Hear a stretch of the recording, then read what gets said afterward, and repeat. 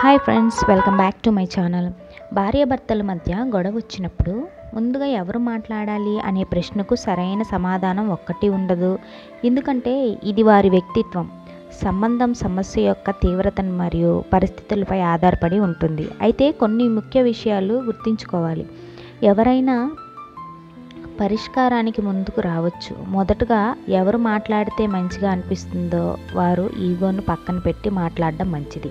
సమయాన్ని బట్టి నిర్ణయం, కొన్నిసార్లు అప్పటికప్పుడు మాట్లాడడం మంచి ఫలితాన్ని ఇవ్వకపోవచ్చు. ఇద్దరు కాస్త కూల్ అయ్యాక మాట్లాడితే సమస్యను బాగా అర్థం చేసుకొని పరిష్కరించుకోవచ్చు. ఎవరికి తప్పు అనిపిస్తే వారు ముందుకు వచ్చి తప్పు ఎవరిదైనా తమ భాగస్వామిని కోల్పోవటం కంటే ముందుగా మాట్లాడడం గొప్ప విషయం.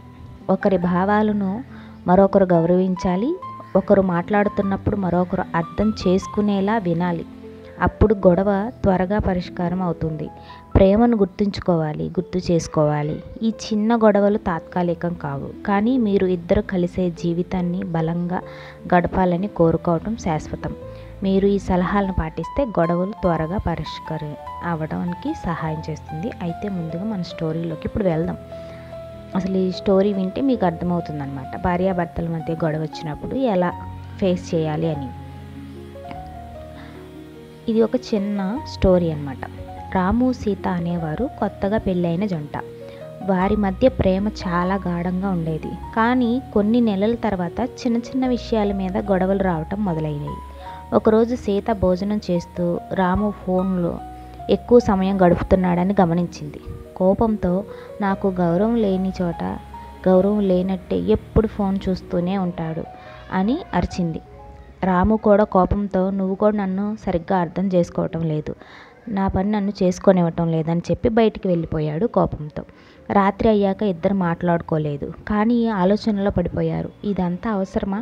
ఒక చిన్న గొడవతో మనసులు దూరం అవ్వాలా అని ఇద్దరికీ అనిపించింది. మరుసటి రోజు ఉదయం రాము ముందుకు వచ్చి సీతతో, నిన్న నేను నీకు బాగా బాధ కలిగించాను, క్షమించు, ఐఎమ్ రియల్లీ సారీ అన్నాడు. సీత ఆశ్చర్యపోయింది. ఆమె కూడా, నాకు కూడా నిన్న కాస్త ఎక్కువగా మాట్లాడినట్టు అనిపిస్తుంది, క్షమించు అని సారీ చెప్పింది. సో ఇద్దరు ఒకరిని ఒకరు హత్తుకొని అప్పుడు అర్థమైంది, గొడవలు సహజమే, కానీ ప్రేమ గొప్పది. ఎప్పుడైనా సమస్య వచ్చినప్పుడు ఎవరైనా ముందుకు వచ్చి నన్ను క్షమించు, ఐఎమ్ సారీ అని చెప్పగలిగితే ప్రేమ మరింత బలంగా మారుతుంది. సో ఈ స్టోరీ యొక్క సారాంశం ఏంటంటే, ప్రేమలో గెలవాలంటే ఈగోని వదిలేయాలి. సో ఈ స్టోరీ మీకు ఎలా అనిపించిందో నాకు కింద కామెంట్లో కామెంట్ చేయండి. అలాగే ఈ స్టోరీ మీకు నచ్చినట్టయితే ప్లీజ్ ఒక లైక్ చేసి, షేర్ చేసి, కామెంట్ చేయండి. ప్లీజ్ సబ్స్క్రైబ్ చేసుకోవడం అస్సలు మర్చిపోవద్దు. పక్కనే ఉన్న బెల్ ఐకాన్ని క్లిక్ చేయండి. Thank you for watching.